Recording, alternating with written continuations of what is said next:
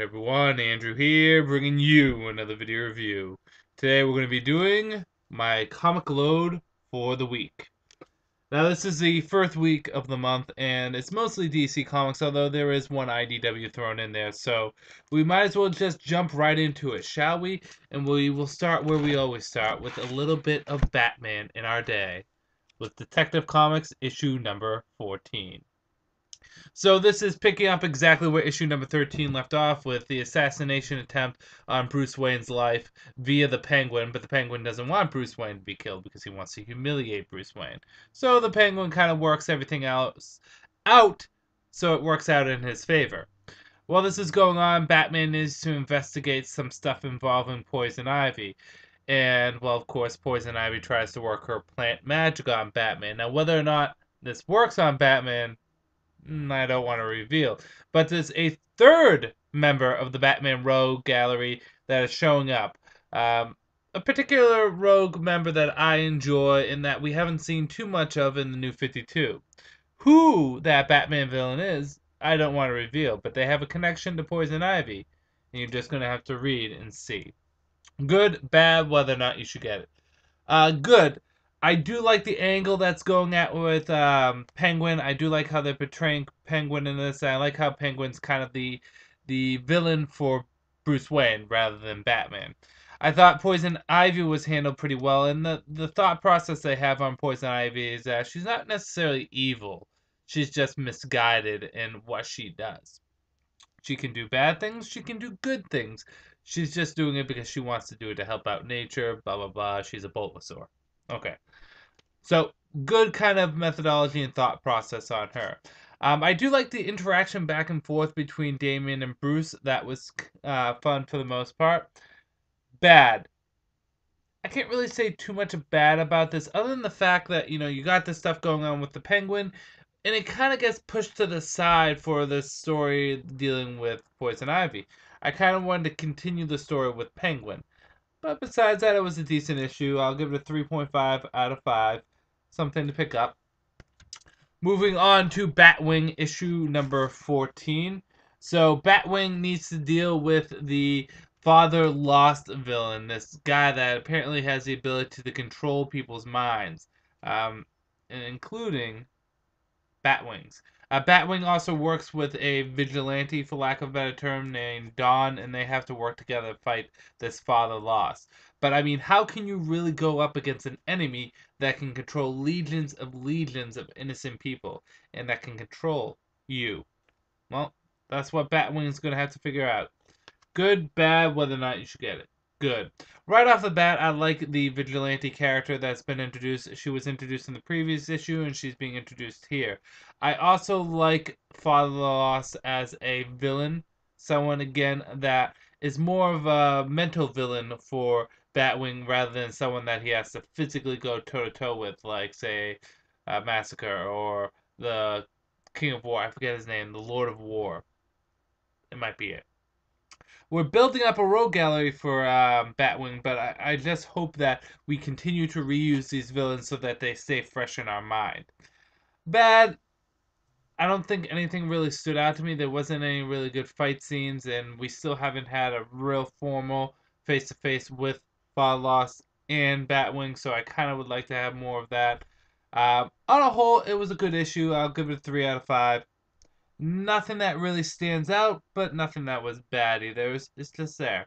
Batwing has been a consistent series thus far.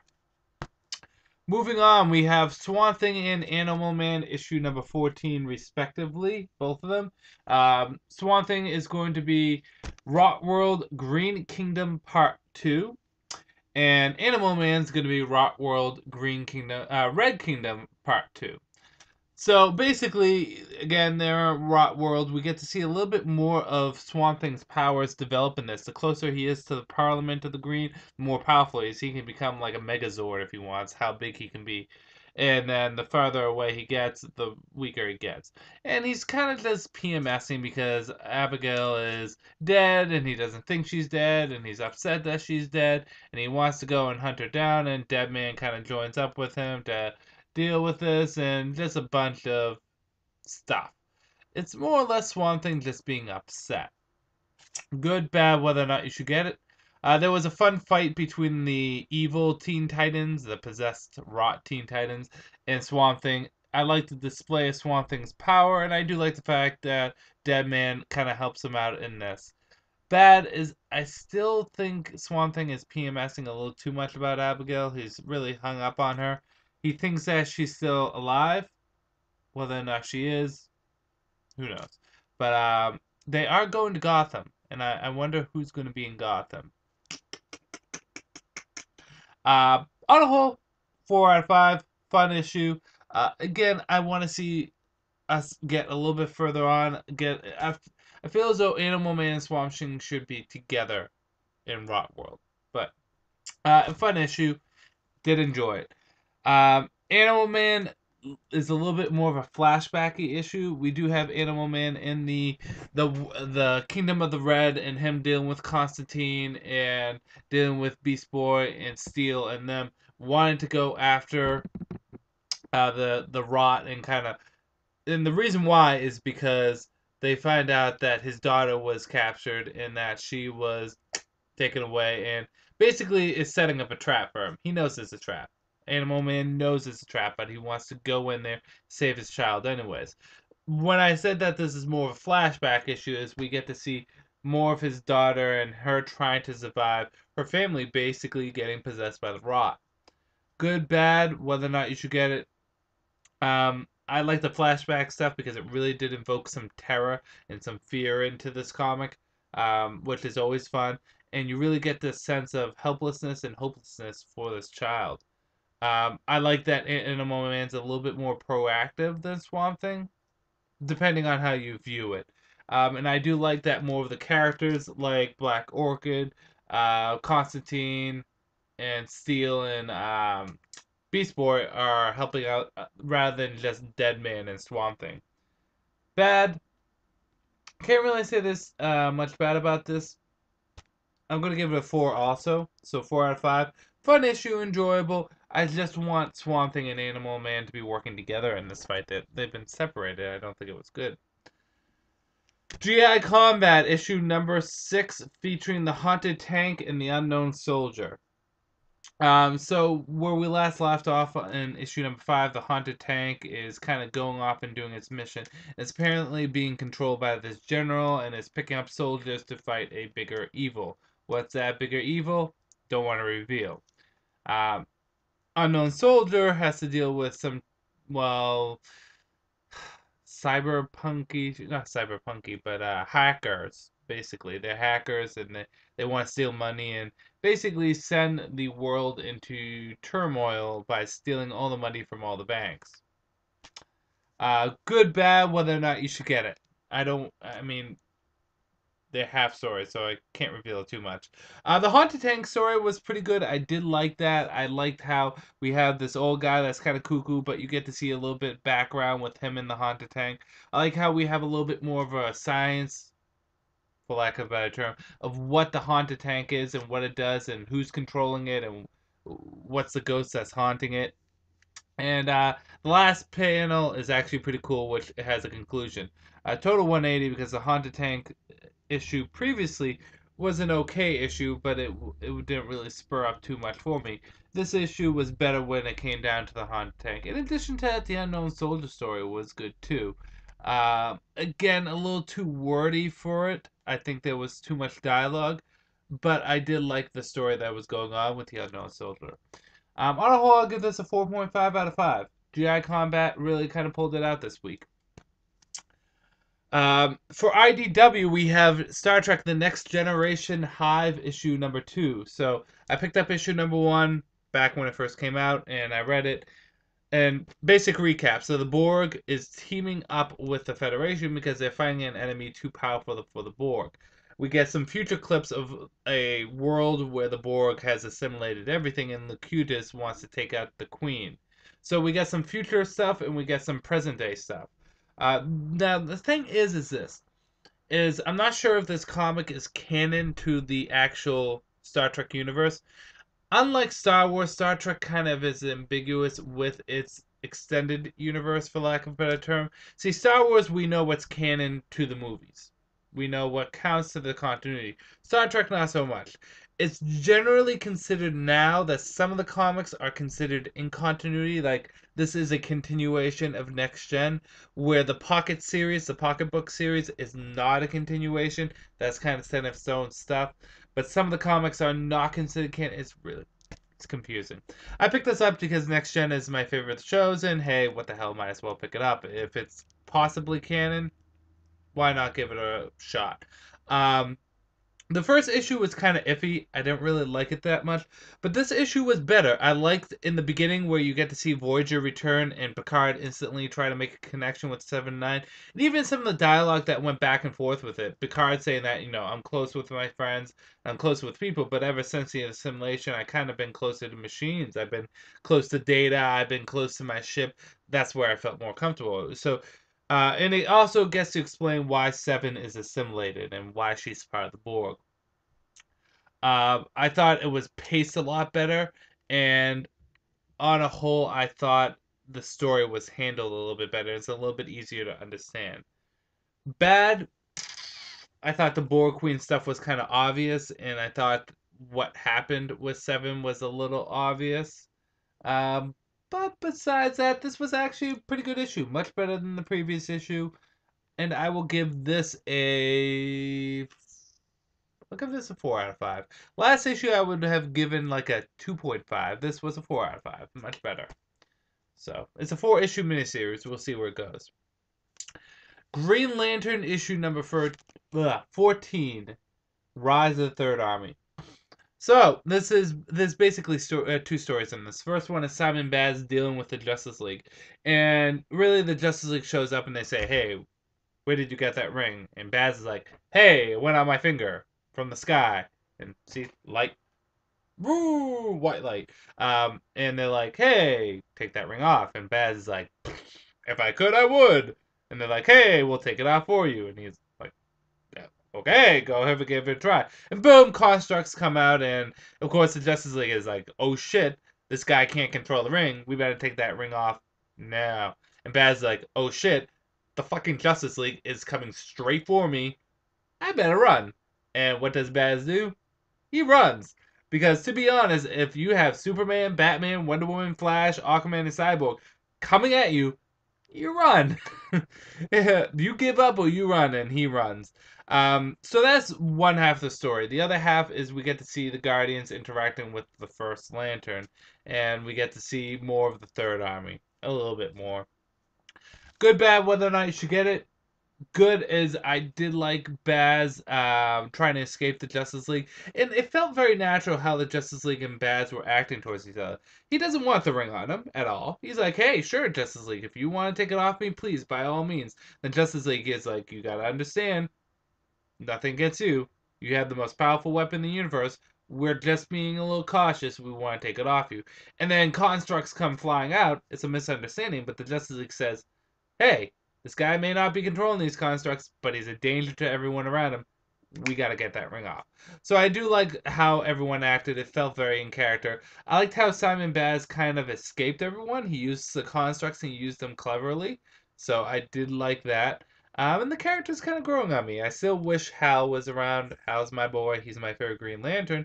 But this character's growing on me a bit. And who else thinks that the Guardians that were locked up with the First Lantern are going to become the new Guardians of the Universe? Bad.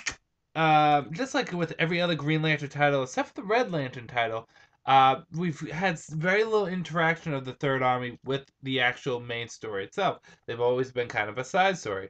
And Red Lantern's issue number 13, they were the main story. And it's the only Green Lantern title that's done that thus far. And kudos to them. With this, there's still kind of a side story. I mean, we're in the Third Army story arc, and we haven't really seen much of the Third Army attack the heroes. On a whole, I did enjoy this issue, and I do think it was fun. 3.5 out of 5. I mean, 4.5 out of 5. Did I say 3? 4.5. Okay, Action Comics issue number 14. So Superman goes to Mars to help out some people on Mars, but he gets attacked by these these things, and I forget their names. They kind of look like angels. And basically, he needs to do the impossible. He needs to think of the impossible to stop these things from attacking. Can Superman figure it out? He's Superman. What do you think? Good, bad, whether or not you should get that. That's really the issue. Um, there is a backup issue which was very touching, as Superman seeing the destruction of Krypton in a way through telescopes, because you gotta understand is the images that appear on telescopes are X amount of years old. So, and we get to find out Superman's age at this point. He's around 27-ish. So, anyways, good, bad, whether or not you should get it. Good is I think Superman had a good voice in this.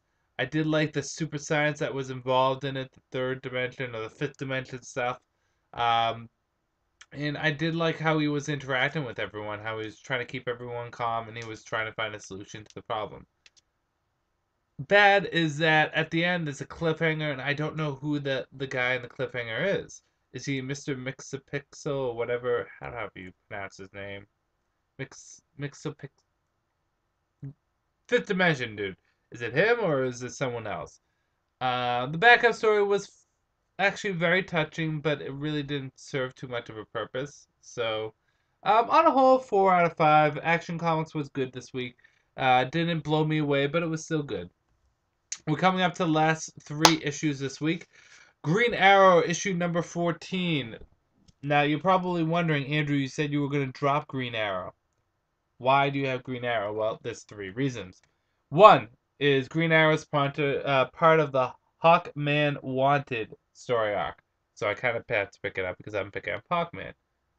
2, Jeff Lemire is going to be writing Green Arrow. We saw some news with him writing Green Arrow, Katana and Vibe getting their own series. And Jeff Lemire is the man, so I want to see where he goes with that. 3 is I get paid a bit more at my job, so might as well pick it up. So yeah, Hawkman and Green Arrow team up to try to get Hawkman's girl back. I think her name's Emily. I could be wrong. And try to take on these Warhawks. And it's really just those two coming together and working together and trying to put the differences aside. Plain, flat, and simple. Good, bad, whether or not you should get it. Good is I really did like the interaction between Hawkman and Green Arrow in this. It was fun, and there was a borderline mutual respect between the two of them. The action scenes were really cool, especially in the beginning where 90% of the fight was Green Arrow on a tether, just shooting arrows, and like him and Hawkman trying to figure out ways to stopping these Warhawks. In addition to that, we get to see a lot more trick arrows, and I really did like Ollie's character in this. And we get to see some elements from previous Green Arrow stuff actually start to make sense in this. Or not make sense, but seem more interesting. Bad is a shocker. None. Green Arrow was actually really fun this week. Green Arrow has not been good as of recently, but this was actually a really fun issue. I enjoyed this thoroughly. Actually, I can't even think of anything bad about it. It was a fun issue. I can't believe I'm doing this, but 5 out of 5. Green Arrow. You go, girl. Huntress, Power Girl, World's Finest, issue number what, 5? No, 6. So, yes, it is basically Damian versus Huntress. The Robins versus each other. The children of the Batman. And it's them really just fighting each other. It's an all-out fight. That's it. You have some of Power Girl that's floating up in the air, kind of doing whatever Power Girl does. I gotta put stuff on this satellite. Oh, there's Supergirl. Gotta avoid her. Oh, how's my hair looking? Oh, shit, my costume's coming off. And that seems to be a recurring theme with Power Girl in this. Her costume cannot stay on for the life of her. It's starting to annoy me a bit. But yeah, it's really just Robin versus Robin, or Robin versus Huntress, if you know what I mean. Good, bad, whether or not you should get it.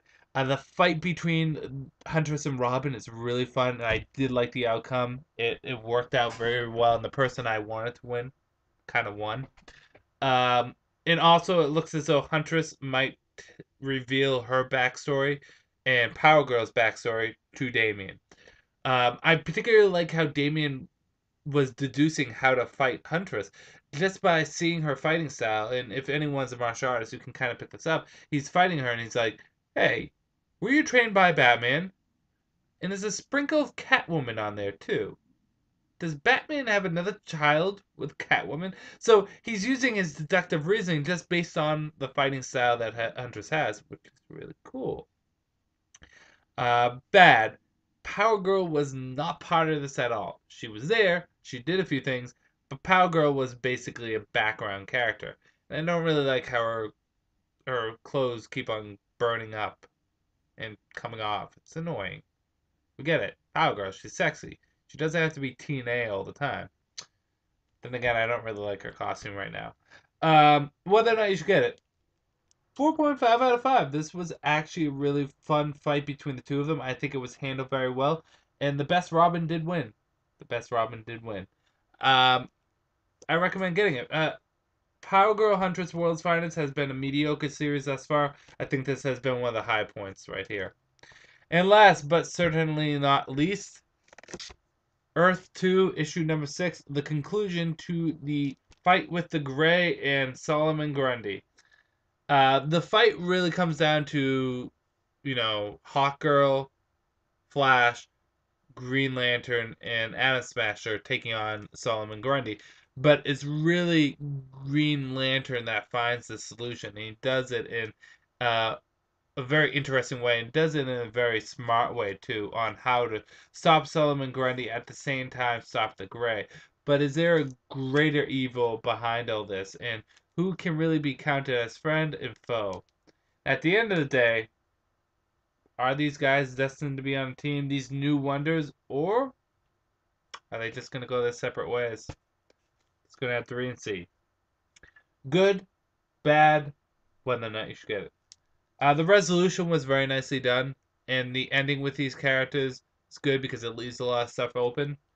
I particularly like the fight between Solomon Grundy and Green Lantern, and I like how Green Lantern wasn't being seduced the whole entire issue by the Gray. He kind of just goes, hey, wait, this is all fake. You're not my ex. Screw you, Gray. I'm going home. So the final fight was good. The art was good, and the action was good. Bad, none. 5 out of 5. Good job, James Robinson. If I could mirror this to the Justice League comic that came out, well, not Justice League comic, but the first story arc of Justice League, I feel as though there's a lot of similarities to them, and I think both of them did what needed to be undone. Introduced the characters, introduced the tone of the universe, and gave us a kick-ass enemy to fight. Darkseid for the Justice League, Solomon Grundy for Earth 2. But yeah, on a whole, great issue. 5 out of 5. So yeah, that is this week in comics. 11 comics. Next week I think is the first Marvel comic that I'm going to be picking up, which I think is FF. That or Fantastic Four. One of the two. Interesting week. Especially with Green Arrow. I really thoroughly enjoyed that. And I thoroughly enjoyed Earth 2. So, yes, what's my Andrew Cutter pick of the week going to be? Just going to have to wait and see. Going to end this video here. This is Andrew saying peace out for now.